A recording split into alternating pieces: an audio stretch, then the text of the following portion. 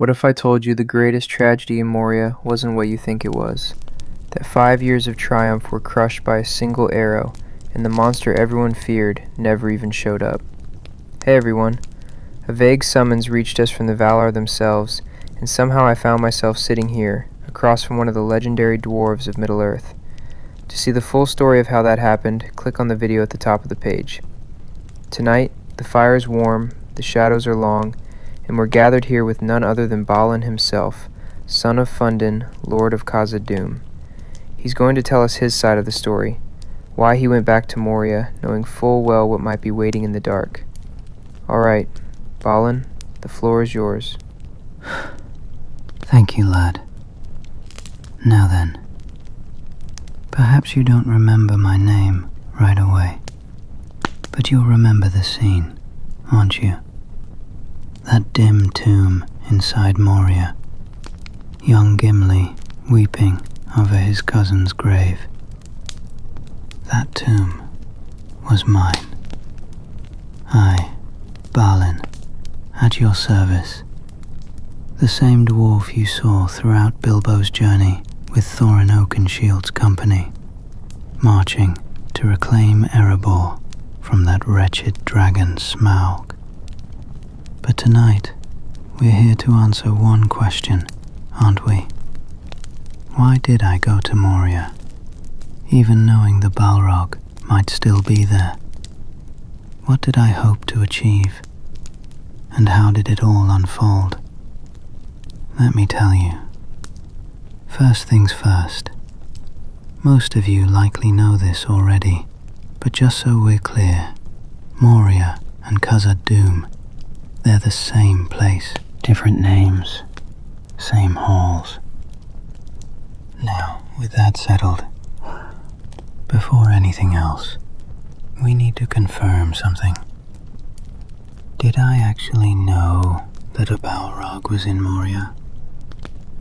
To understand what I knew, you have to look at the timeline. The Balrog awoke in Moria in the year 1980 of the Third Age. It destroyed the dwarven army. It drove Durin's folk out of Khazad-dûm.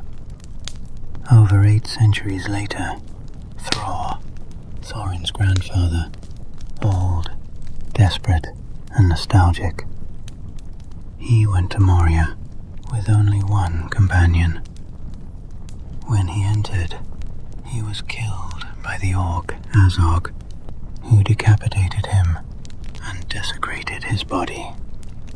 Charming fellow, that one.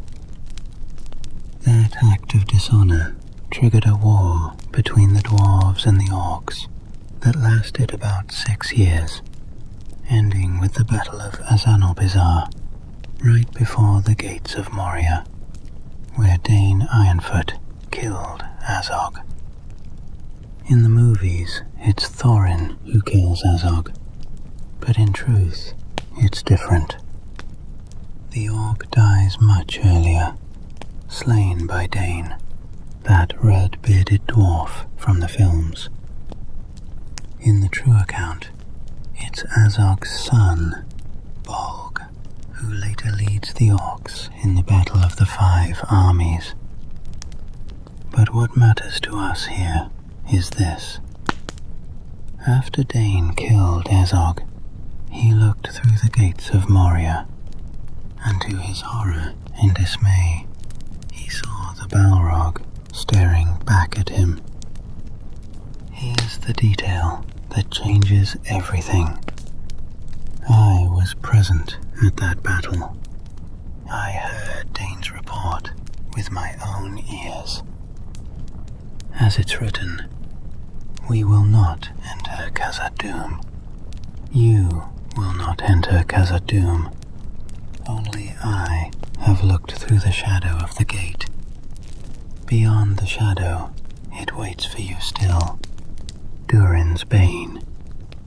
The world must change, and some other power than ours must come before Durin's folk walk again in Moria. So it was that after Azanalbizar, the dwarves dispersed again. In other words, I knew Durin's Bane was still there. So, with that context, let's try to understand why I would go to Moria, despite knowing all of this. There were several reasons, all tangled together. The first and most important reason was the symbolic weight of Khazad-dûm.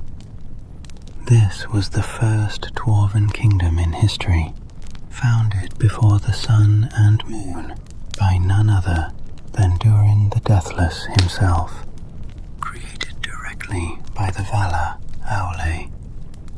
Reclaiming it had almost a divine connotation, especially for the Longbeards, also known as Durin's folk. It was our home. The second factor was my age. In our world, dwarves live about 250 years on average. When I decided to go to Moria, I was 226. I'm not saying it was a suicide mission, but as I neared the end of my life, my desire grew stronger to see, while still alive, the ancestral home of my people. Something similar had happened with Thror, Thorin's grandfather, who returned to Moria in his old age and was killed by Azog. Moria meant everything to Durin's folk. The third factor was that I believed whatever terror lurked there might no longer exist. After all, my expedition happened 190 years after the Battle of Azanalbizar, when Dane had last seen the creature. Perhaps that abomination had left, or gone deeper, or died. There was a bit of optimism in the mix, I'll admit. Wait, so Dane, the guy who actually saw the Balrog, what did he think about your plan? Oh, Dane greatly opposed the idea. He was king under the mountain by then, and he'd seen the Balrog with his own eyes. As Gloin, Gimli's father, recounts, Moria, Moria, wonder of the northern world. Too deep we delved there, and woke the nameless fear. Long have its vast mansions lain empty since the children of Durin fled. But now we spoke of it again with longing, and yet with dread. For no dwarf has dared to pass the doors of Khazad-dûm for many lives of kings, save Thror only, and he perished. At last, however, Balin listened to the whispers and resolved to go.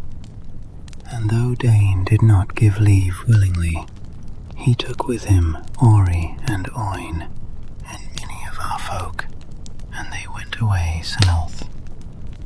That was nigh on 30 years ago. It's important to note that my decision didn't come from arrogance. I was, perhaps, the kindest dwarf in Thorin's company, if I may say so. Tolkien even wrote that I was the first among the dwarves to recognize Bilbo as a true friend, despite being a hobbit, and that I affectionately called him Dear Old Bilbo. Still do, in fact.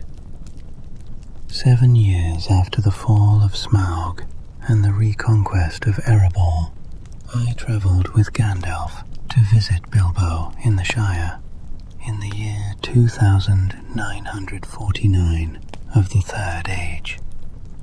It showed how close our friendship had become during our adventures. Shortly before the Moria expedition, I visited Bilbo once more. This time I met young Frodo, who had the chance to hear from me some of Bilbo's adventures. tales that Frodo had once thought were exaggerated. By the way, this isn't shown in the movies, but Frodo was visibly heartbroken when he came across my tomb in the chamber of Mazarbul. As the book says, "He is dead then," said Frodo. I feared it was so. Gimli cast his hood over his face. The company of the ring stood silent beside the tomb of Balin. Frodo thought of Bilbo and his long friendship with the dwarf, and of Balin's visit to the Shire long ago. In that dusty chamber in the mountains, it seemed 1,000 years ago, and on the other side of the world. That still touches me. Now that you understand my motivation, let me tell you what actually happened during my expedition in Khazad-dûm, because it's more surprising than most realize. The expedition didn't fail right away. In fact, we entered Khazad-dûm, we settled there, and we survived for 5 full years. 5 years. During that time, I even discovered Durin's axe and a mithril helm shaped like a crown. And since I myself was a descendant of Durin's line, I took the title of Lord of Khazad-dûm. That same title was carved on my tomb and was included in Peter Jackson's adaptation. Here lies Balin, son of Fundin, Lord of Moria. And here's the most interesting part. It wasn't the Balrog that killed me. I didn't even die inside Khazad-dûm. Ironically, after ruling 5 years in those abandoned halls, I went out alone to pay respects to another dwarf who had fallen in battle near a lake close to Dimrill Dale. While I was honoring my fallen comrade, I was cowardly shot in the back by an orc, and I died. The other dwarves managed to recover my body and brought me back to Khazad-dûm, burying me in the tomb you see in the films, the chamber of Mazarbul. Shortly after that, my colony was overrun by orcs, who trapped and slaughtered the remaining dwarves. Hold on. So it was just ORCS, not the Balrog? Aye, lad. Just orcs. The Fellowship later searched the chamber for any clue of what had happened. Beside the shattered lid of one of the chests lay the remains of a book. Gandalf read from it. It seems to be a record of the fortunes of Balin's folk. We drove out orcs from the Great Gate and Guard. We slew many in the bright sun in the dale. By day, being the 10th of November, Balin, Lord of Khazad-dûm, fell in Dimrill Dale. He went alone to look in Mirrormere. An orc shot him from behind a stone. We slew the orc, but many more up from east, up the Silverlode. Poor Balin. He seems to have kept the title that he took for less than 5 years. It is grim reading. I fear their end was cruel. Listen, we cannot get out. We cannot get out. They have taken the bridge and second hall. Fra and Lonnie and Nali fell there. The pool is up to the wall at Westgate. The Watcher in the water took Oin. We cannot get out. The end comes. And then drums. Drums in the deep. I wonder what that means. The last thing written is in a trailing scroll of elf letters. They are coming. There is nothing more. Here's the ironic part that most fans overlook. After all that fear and all those warnings, It wasn't the Balrog that destroyed my colony. It was just orcs. That means for 5 entire years, the dwarves managed to live and rebuild deep inside Moria without ever encountering Durin's bane. If the orcs hadn't eventually discovered us, we might have lasted even longer. It shows just how vast Khazad-dûm really was, with countless levels and tunnels descending into the dark. The Balrog probably stayed in the deepest chasms, far below where my people had settled. In the end, my gamble was not pure folly. For a time, I actually succeeded. I restored a small spark of dwarven pride and hope in the halls that once belonged to Durin. And the cruel twist of fate is that the ancient terror sleeping below never had to lift a finger. The world above did the job for him.